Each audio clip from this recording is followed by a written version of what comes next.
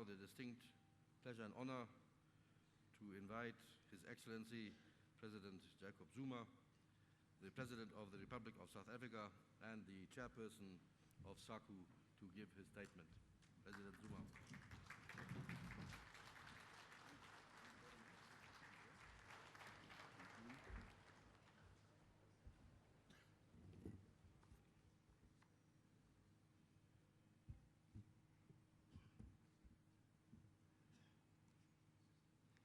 Thank you. So I didn't realize you can't stand up for this young man. How? So I was not watching. Thank you, Director of the Program, Your Excellency Dr. Age Geingob, President of the Republic of Namibia, Your Excellency Lieutenant General Seretse Khama Ian Khama, President of the Republic of Botswana, Your Excellency Dr. Dlamini, Prime Minister of the Kingdom of Swaziland, Your Excellency Mosematsing, Deputy Prime Minister of the Kingdom of Lesotho, Honorable Ministers and Deputy Ministers, Executive Secretary of SACU, senior officials, distinguished ladies and gentlemen, let me take this opportunity first to express my personal gratitude to our host, President Geingob, his government, and the beautiful people of Namibia for the hospitality extended to us since our arrival. The hospitality afforded us, and indeed the wonderful welcoming remarks by President Geingob have suddenly reminded us that we are one people. We belong to the same region, and we share the same history and aspirations. Let me also hasten to extend our profound gratitude to the government and people of Namibia for generosity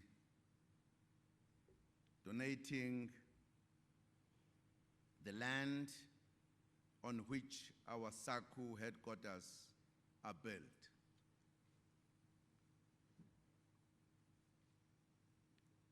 Ladies and gentlemen, it was on the 22nd April 2010 that we marked a historic occasion of the celebration of the 100 years of SACU on this very site, under the leadership of the former President Buhamba, who is with us here today.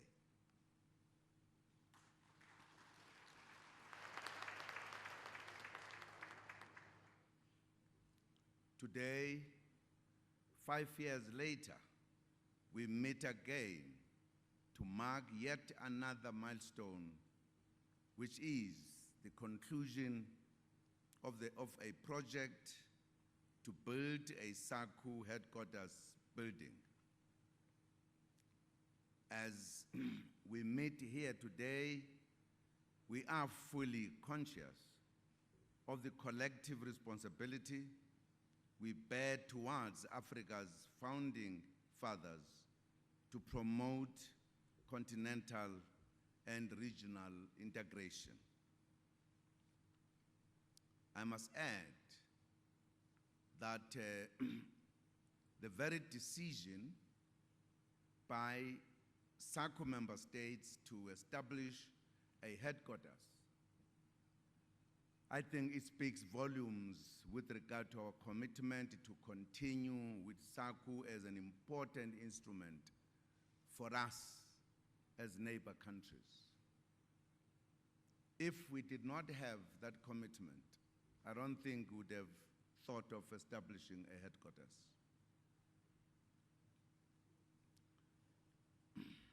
So I'm very pleased that if there was any doubt anywhere that there is no commitment for the continuation of this wonderful organization, this very act deals with that doubt very clearly. Your Excellencies, the visionary words of Dr. Kwame Nkrumah are worth repeating when he said, and I quote, "Forces that unite us are intrinsic and greater than the superimposed influences that keep us apart," unquote. These words are as important today as they were decades ago. We are pleased, therefore, to gather as regional leaders today to witness the official launch of the SACU headquarters building, which is a symbol of our collective effort to promote regional growth and development of the SACU region and its people, as well as a symbol of unity among SACU member states. This is, therefore, an important historic gathering. Your Excellencies, ladies and gentlemen, we meet in a time of global turbulence framed by the uncertainty of a seemingly fragile world economic recovery and outlook. Effective regional integration is of particular importance and pertinence now, especially with uncertainty surrounding the global economy and stagnation still likely to continue in traditional markets such as Europe. Enormous opportunities for cross-border trade within Africa in food products, basic manufacturers, and services remain unexploited. The cross-border production networks that have been a silent feature of development in other regions, especially East Asia, have yet to be materialized in Africa. Hence, the renewed focus on sectoral cooperation through a value chain approach to industrial development. We need to utilize our resources to change the region's fortune away from an exporter of primary products and an importer of manufactured goods. Challenges in our own continent remind us of the immense burden of responsibility we carry as African leaders to bring about substantive improvements to the material well-being of our citizens. As such, we are compelled to create enabling environments for our economies to prosper and grow. Sustainable economic growth and development is essential if we are to support the creation of more sustainable livelihoods for our citizens and, in particular, our youth through the provision of decent jobs and employment.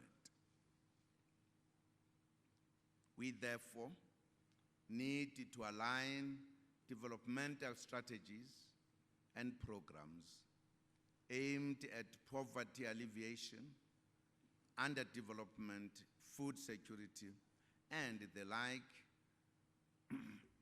across national, regional, and continental boundaries. There is no single country that can prosper on its own. Our destinies are intertwined. Our economies are inextricably linked, and our market is small by global standards. Global growth is expected to be the slowest since the Great Recession. This new world order is characterized by lower commodity prices, which are likely to stay low for the foreseeable future, and weakening of currencies resulting from slow growth in the economies of our major trading partners, particularly China. Ladies and gentlemen, developing economies such as ours face widening trade deficits resulting from low commodity prices and weak demand for imports has come to put pressure on our foreign exchange reserves and, consequently, on our fiscal and monetary policies. As SACU member states, we need each other more than ever before. We need to consider very seriously what we can do to avert these crises for the benefit of our people. It is my considered opinion that as we celebrate another achievement in SACU, we should spare a moment to reflect on all these urgent and pressing challenges. It cannot be business as usual. We need to develop practical work programs that address the challenges we collectively face to promote complementarities between our economies.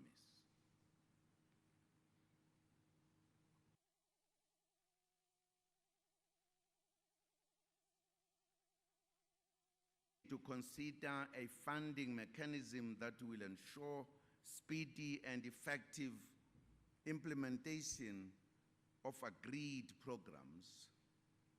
This requires that we take charge of our destiny due to limited resources and aid globally. Ladies and gentlemen, diversification is important. An economy and export basket concentrated in a few products could be very vulnerable and prone to destabilization.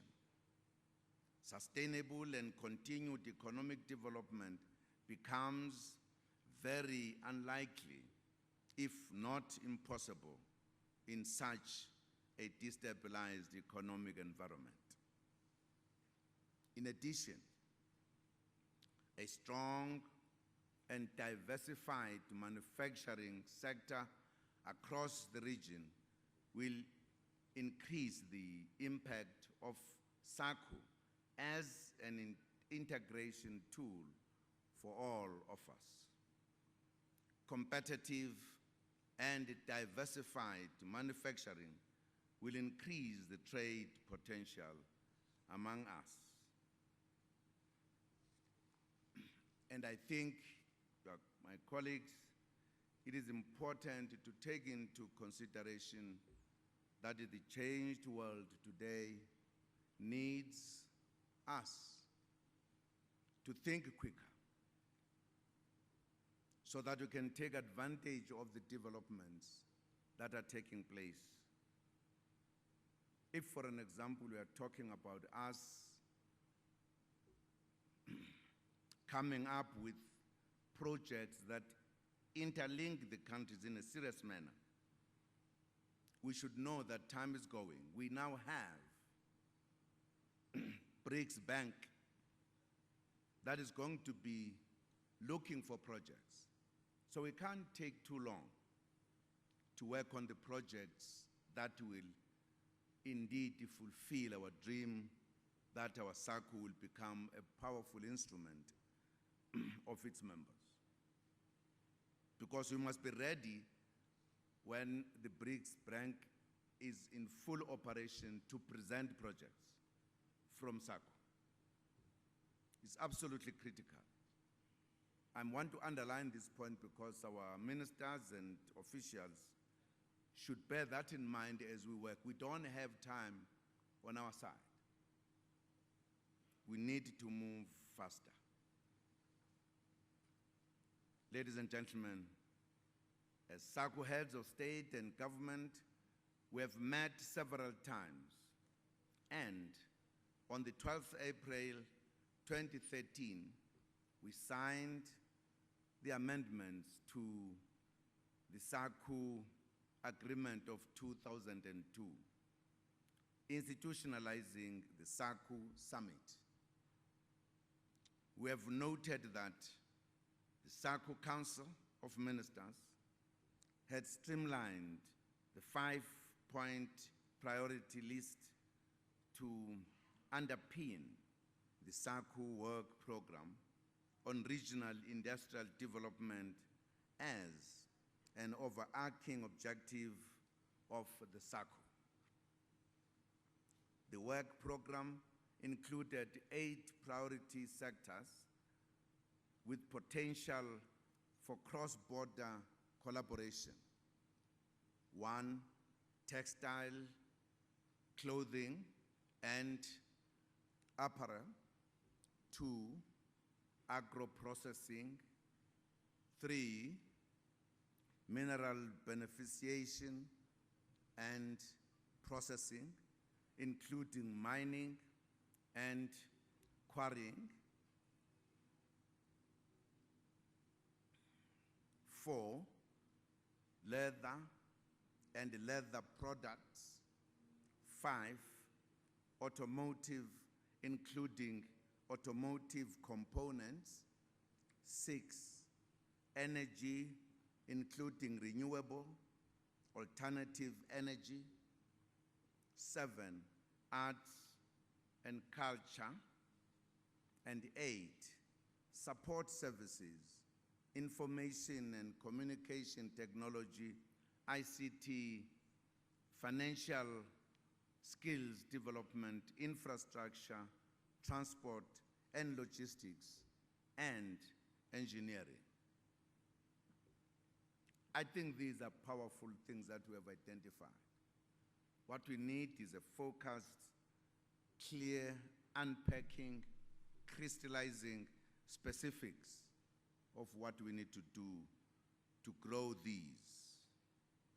We must therefore act purposefully to strengthen and identify competitive advantages in value-added production and trade, including through the development of complementary cross-border value chains. Well-developed well-developed infrastructure, as well as the market size offered by the combined SACU member states markets are essential underpinnings for industrial development and are key to foster economic development. Ladies and gentlemen, SACU has a potential through collective effort to address the challenges facing the region. Our economies have resources that can be utilized to spur economic growth through the development of both our agriculture and manufacturing sector. We must redouble our efforts to build and rehabilitate the regional infrastructure that must underpin production and trade growth. We also agree that SACU continues to play an important role in the economies of its member states, and that it should be transformed into a vehicle for regional integration capable of promoting equitable development and the new SACU vision. Consequently, as leaders, we agreed on the need to take bold decisions requiring a collective commitment towards securing the long-term economic prosperity of our region to the benefit of our people.